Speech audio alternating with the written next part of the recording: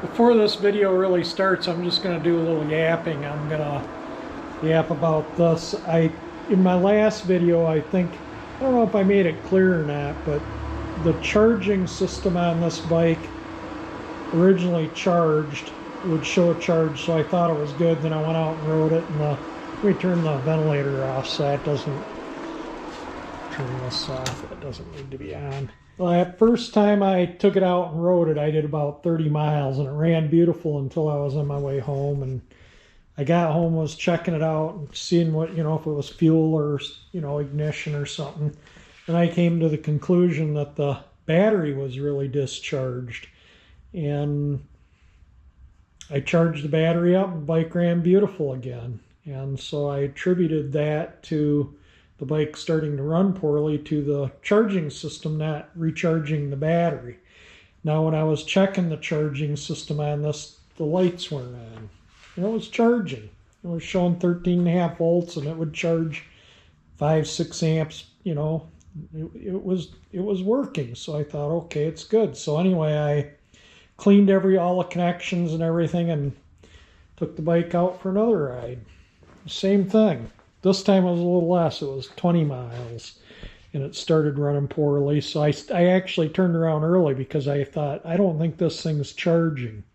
And I'm glad I did, because as I was coming in the neighborhood, it was stalling frequently, and that's because of the weak spark. When I was coming to stops, almost every time it was stalling. And so that's when I really started digging into it, and I went through the regulator, and you saw that in the video, and I thought I'd made other video what I was working on, and apparently I didn't.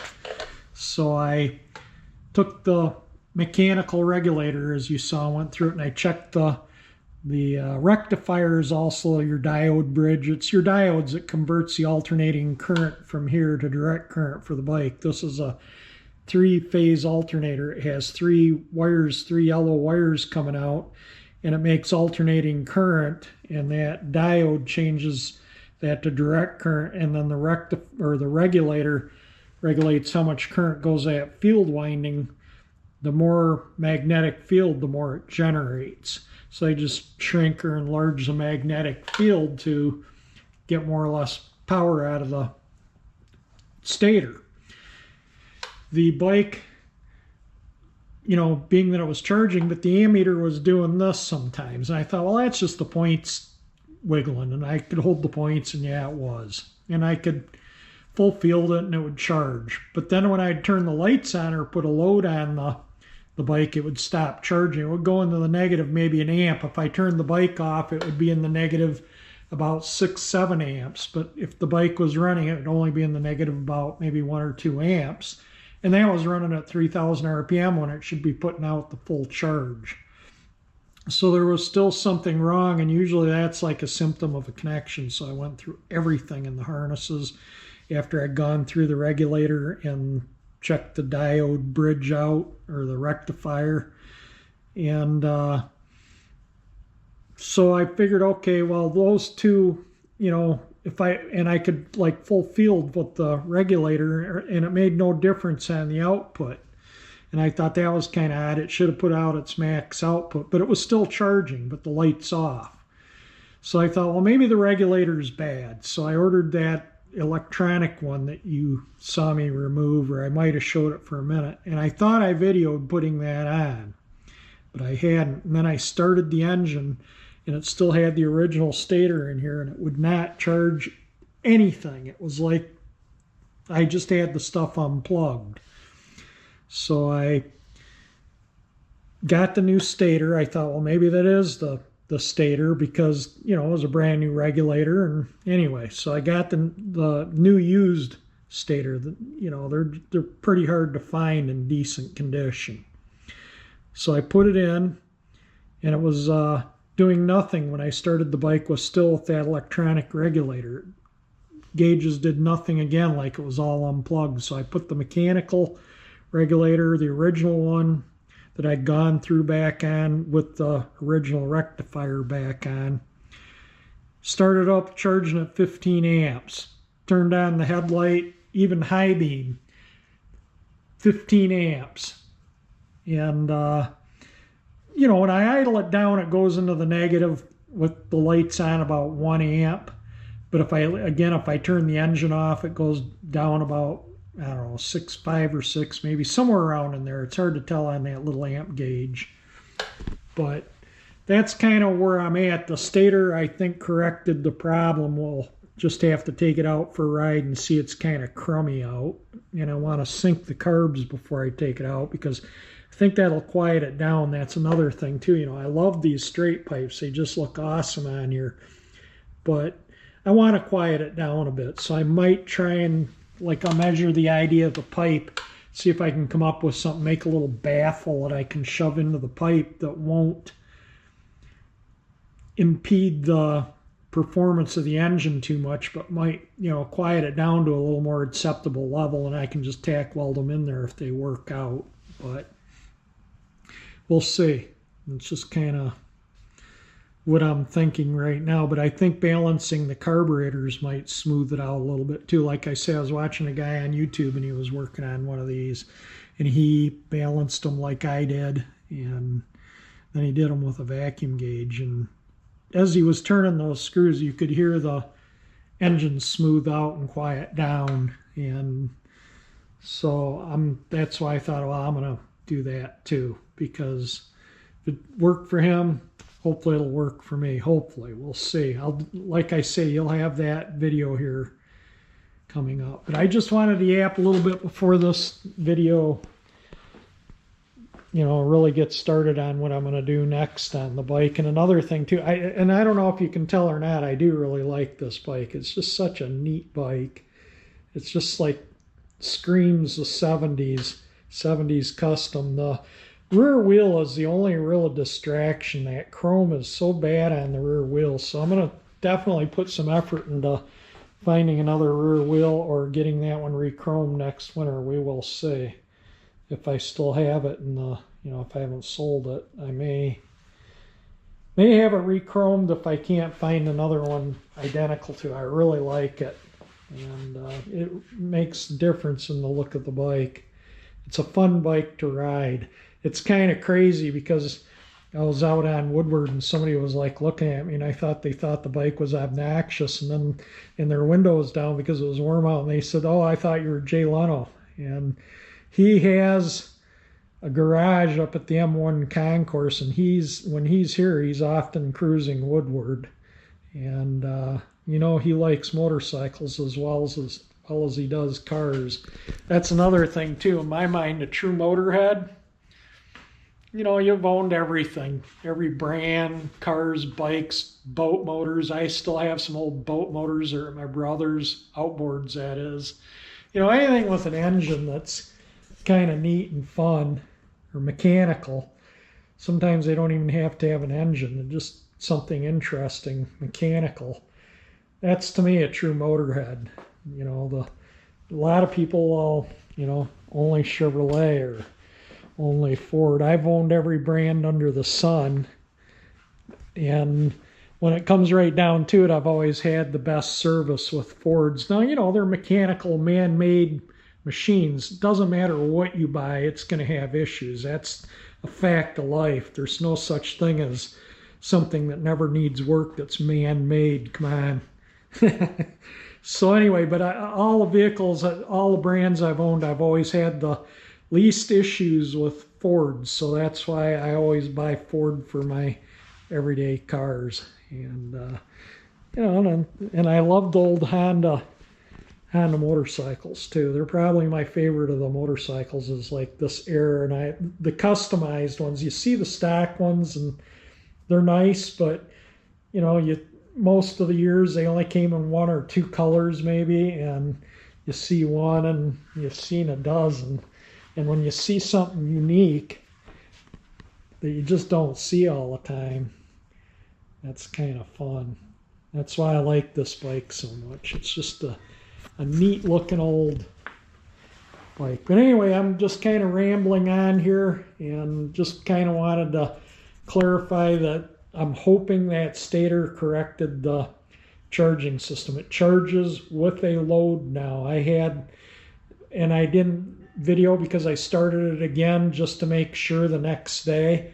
And I put my amp meter and voltmeter on it and just started it up and ran it for a bit just to make sure, and it was cranking. I had the lights on, I put the signals on, and I stepped on the brake to put the brake light on, and it was still charging. So in the positive with a little bit of RPM at curb idle.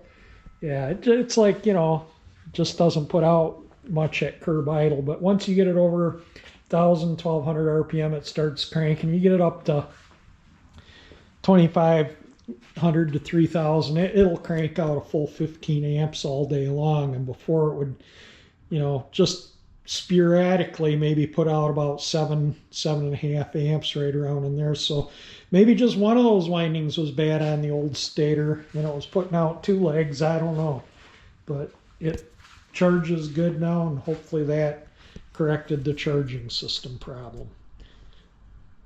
All right, on with the video. Today I'm going to try and quiet the bike down a little bit. It's just, you know, it's just kind of loud, and I made this baffle just to kind of see if that would work, and shoved it up in the pipe and held it with my little magnet there and started the engine. And just on one pipe you can hear the difference between the 2 pipes putting it in and out. But I think that'll cause, you know, I don't know, it's only 125 cc's per cylinder, 7.5 cubic inches. And those are 1.25 inch pipes. And I think that, you know, if it's on an angle in there, that'll give it more, you know, surface area to breathe through. And it's probably not going to be as restricted as the original mufflers, but I decided to make them a little longer. And then I can shut, you know, they'll be up in here like so, and be full of holes. I'm going to make all 4 identical. I'm going to cut all 4 of them, grind all 4 of them to where they fit, and then drill all 4 of them clamped together so all cylinders have the exact same back pressure on them from making these things. But anyway, yeah, this did work. It quieted it down a little bit. You know, anything will help. It just, you know, it's pretty obnoxious right now, so that's why I want to try and tone it down a little bit and make baffles just to stick in here. I like these pipes. I think they look amazing on the bike. I don't want those big ugly stack pipes on here. They look hideous, and trying to find a set that aren't rotted out or in rough shape is not the easiest thing in the world. And really any pipes for these bikes, you know, they're hard to find, and when you do find them, they're expensive. So we're going to make these straight pipes work by making some baffles for them just to kind of quiet them down. And I still have yet to balance the carburetors, but I want to quiet this thing down first. That's my priority now, and then once I get it quieted down, I'll balance the carburetors, and then we'll go from there. I got the plasma cutter out, so I'm going to whack these out. Yeah, I don't have a plasma table or any of that fancy stuff, so I just do it freehand, and it comes out okay. I might get a straight edge, and I have these other doodads. That's the cutter I'm using, and I have these little things that I maybe use to make the ends for patterns. So we'll set these over here in case I want to use these.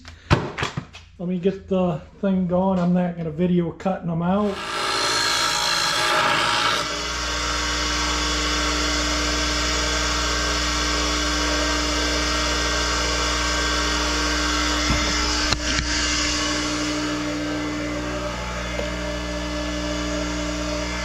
They're starting to get there. I might finish them on the belt sanders so that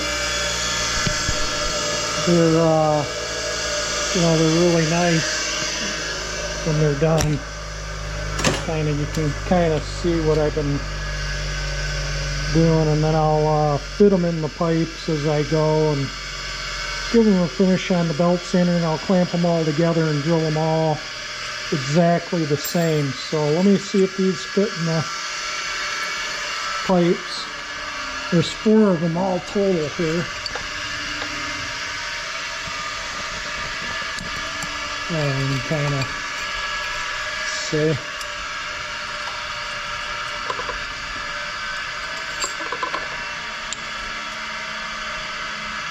Yeah, it needs a little bit more grinding on the up and down is fine. It's these curves, so it fits the pipe when it's on the angle, need to be curved a little bit more. So I think I might take them on the belt sander, and then I'll probably be making a dozen. The belt sander's in the basement, so I'll probably be up and down the stairs a number of times. And I'm gonna get these fit, and then we'll get them drilled, and I'm just gonna tack them on this side of the pipe.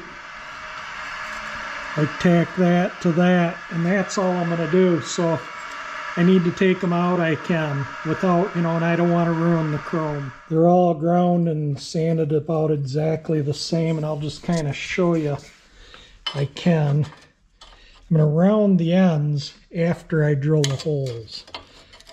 Let's see, maybe I can just stuff this in here, and you get the general picture. I'm just gonna shine a light up in here so you kind of see that's going to be in there.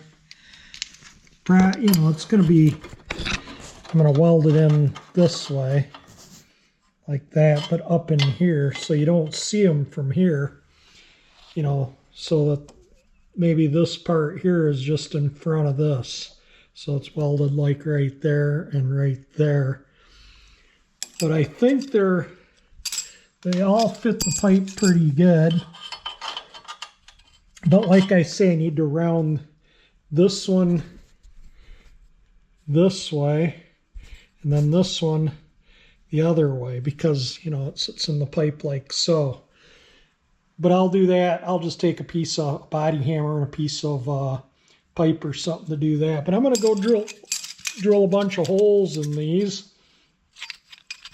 And that way I can get them ready to go in and see how they work. These, surprisingly, isn't taking as long as I thought. But yeah, I just want to put something, it's got to quiet it down a little bit somehow. It's just obnoxious. So let me get the holes drilled. They're all fit in the pipes. I rounded the ends just a tad. And they're rounded the opposite ways, so when they're in the pipe, they're kind of lodged up against it. And I got all four fit. There's two there and two there. So I need to clean the inside of the pipe out where I want to tack them. And hopefully these quiet the bike down a little bit. I don't need a dead silent like the stock mufflers, but yeah, it's just so obnoxious right now. My ears were ringing after a ride, so yeah, I need to do something about it.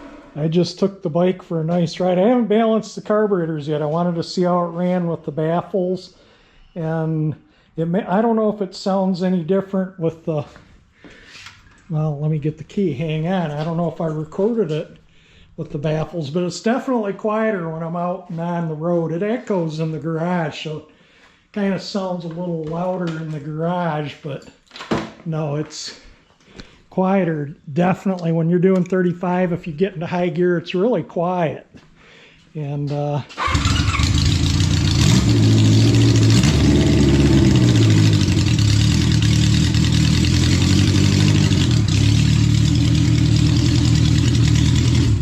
I'll balance the carburetors maybe tomorrow or the next day, and I think that'll really make it run sweet.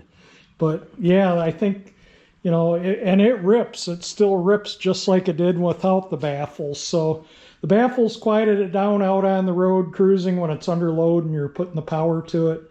It definitely made a difference. And a little quieter idling too. And the charging system works. I did a full ride without the battery going dead on me, and with the bike ran perfect the whole time. I put, I don't know, 20 miles on it, maybe 15 miles. Anyway, it's still it's cool out, but it's not raining. And so anyway, yeah, I wanted to get it out on the road and see how it ran with the baffles. And it runs quite nice, so very pleased. It's tolerable now.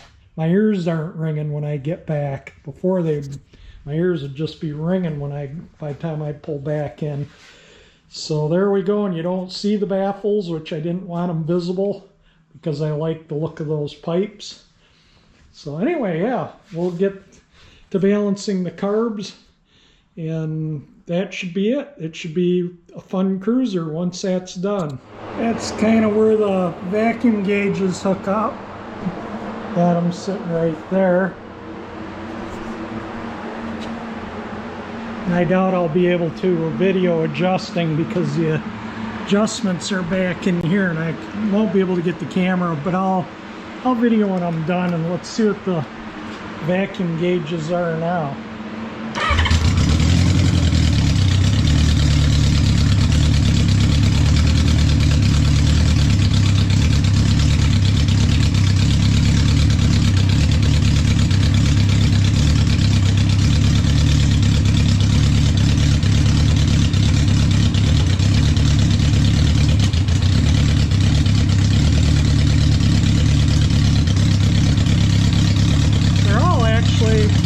Even, but it's showing the timing's late, so maybe I'll check the timing.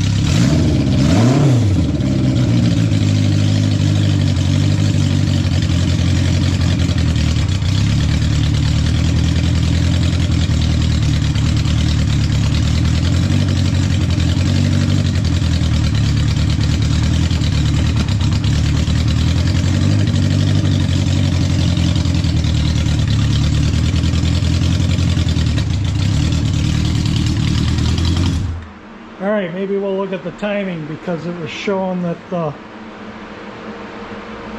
timing, it says late valve timing or leaky intake manifold. Well, the valve timing might be off, but I doubt it. And the manifolds aren't leaking, but they're all even, so I don't know what to say. Maybe it's just because I got these, because when I put a vacuum gate pump on it to see if all these were even, and you don't unscrew these, and it would actually allow more to where it went from about where it was. Let me start it back up and see what it does.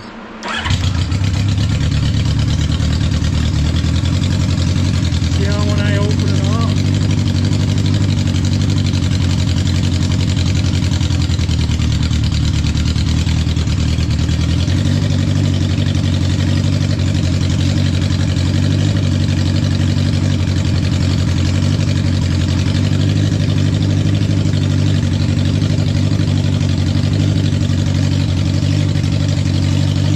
good.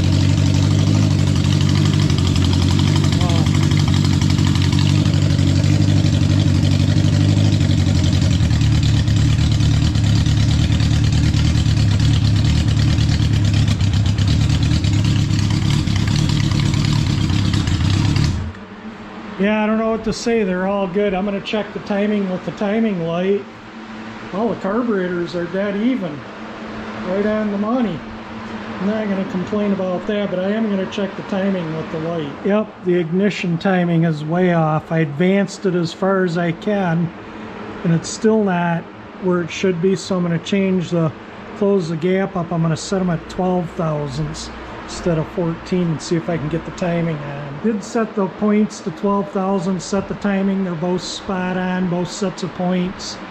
And the vacuum was much higher once I set the ignition timing. So first off, I was in the house last night editing, and the video ended right here abruptly, and I had no further files from this point on. So now I got to make some new video to cover it up, what I lost. But anyway, and I don't know if it was the camera. This is the camera I've been using to video. You can see the power button is makes it really hard to turn on and off. And I use this in the garage. That's probably from the oils on my hands over the years, but I just saved that to use in the garage. I have another identical one that I'm using right now, as you can see. That seems to work pretty good. But anyway, I'm going to put some video up of riding the bike, and it's going to be mostly unedited, so you can see how it runs. If you want to skip through it or whatever, feel free to. I don't really care. May not even want to watch that part, but the first part is just riding the bike before I did anything. I had to warm it up to check the balance of the carburetor, and I had to run to the bank, and I had to run to a friend's house and do a few things, so I took this bike to do it. And so you're going to see the video before I did anything, before I tried to balance carburetors or set timing or did anything, so you can see how the bike runs before. And this was the camera that video is from. And I haven't had this on the helmet in a long time, so the battery was not charged. So towards the end, most of the ride was covered, but towards the end, the battery died on that camera there. So it abruptly ended, and then I put another battery in for a second ride after I set the timing and checked the balance of the carburetors. And I went for a fairly long ride, and I don't know if that video that didn't turn out showed that. You can see I've been riding the bike a bit. But anyway, I think there's still a charging system issue. I think that the battery still tends to go down as I'm riding it, not as quick, but it does still. There's something intermittent in the charging system. Sometimes it works, sometimes it doesn't. I don't think it's a stator. The old original stators in that box there that the new one, replacement one, new used one came in, they both tested good. Everything passed test with flying colors with the ohm meter on both stators. They both will charge. And usually if they're bad, they're bad. If they're good, they're good. But I can get 15 amps out of this one here. And, you know, I don't think that's the problem. And the regulator you saw I had a part, I'm going to try and find a new or used, nothing's available new. Try and find a better used rectifier. Maybe there's just a poor connection, or, you know, maybe one of the diodes will pass the test but won't allow enough current flow for the charging system to charge. I don't know. So I'm at a loss. And I still got to shorten up the wiring for the ignition switch. I might do that yet today. The ignition switch I put back where it belonged. As you remember, when I bought the bike, it was here. And they had stented the wiring down to the connector under here. And I'm going to take all that apart and see if there's a bad connection there that might be causing charging system issues, and resolder all that. But when the battery's up, the bike runs fabulous. And as the battery goes down, it starts, you can definitely tell it that when the battery goes down, the performance changes.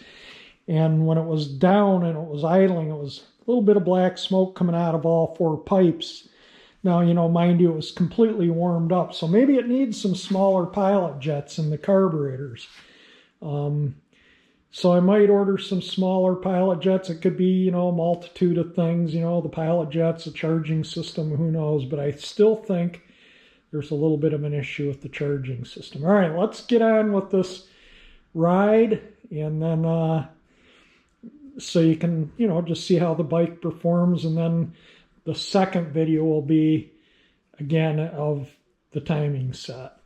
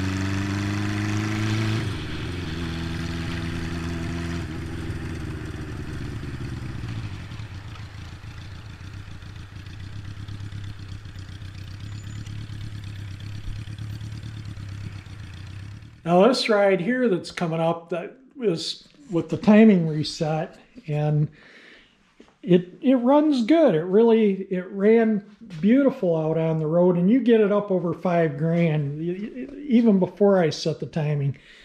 And you're running most of the time when I'm riding, it's between $3,000 and $4,000. But you get it above $5,000, and man, this thing just sinks you into the. You're pulling back, hanging on when you give it the throttle above $5,000. This thing just goes like a scared cat when it's above $5,000. I tend to think that maybe it does have a performance camshaft in it because of the lopey idle, which everything I thought would go away with, all tuning, but it's just the way it sounds at idle and the way it performs at top end is typical of, performance camshaft. So I'm kind of thinking that's why I'm having a hard time tuning it, because once the performance cam's in, factory specs are out the window and don't really mean a lot. You gotta, change timing and ignition timing, change fuel. You can't just throw a cam in and, okay, let's go.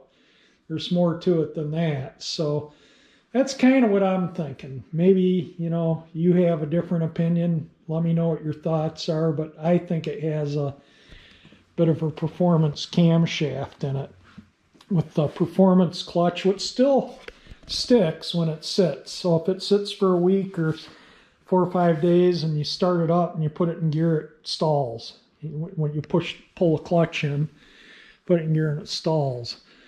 You restart it, and then if I tack it up to about 1500 or 2 and slam it in gear, it's fine. It disengages and you can ride it all day. So I do think because of the performance clutch, the bigger, fatter wheel, it's like a Harley wheel. It's not a stock Honda wheel. The big, fat rear tire, the heavier chain, straight pipes. I just think that somebody really did go all out in customizing, and that's why I think they put a cam in. But anyway, here's a little longer ride. This ride's probably about maybe 20-25 minutes. So again, if you skip through it, I have no issues with that. I know I do. I can't watch all my video. When I'm done editing my video, I'm done with it. I don't want to watch any more of it. Yeah, I've lived the experience, so I don't need to watch it. But I do want to put some video up of riding the bike. And this is all the video I'm putting up. I'm not using it from the bike camera. I'm using it from my helmet cam there.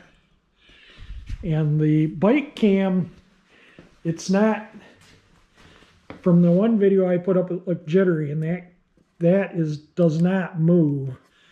And what I found was the faster I give the engine the gas, the more it jittered. So I changed the plugs to resistors. It had the original, what it came with from the factory. I had some new old stock plugs that were the correct, what it would have came from the factory with, and they were non-resistor. So I changed them out, and hopefully I should look at the video from the bike camera and see. I haven't looked at it, but maybe I'll pull that up and look at it today. But I just kind of wanted to, give you a little heads up on, everything with the bike here. So let's take this out and go for this next ride.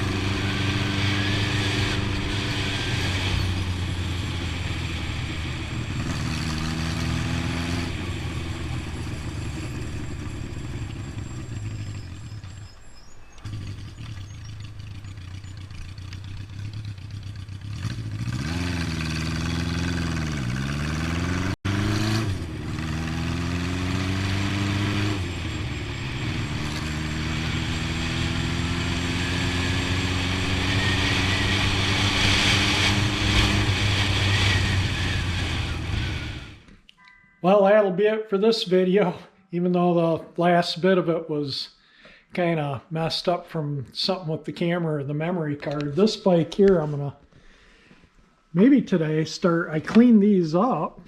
Should put these in the video on that bike, but I'm gonna start sanding them and getting them ready for paint today. And I got the chain guard somewhat cleaned up. I gotta polish the plastic and the metal up and the bolts a bit, and then we'll get that back on.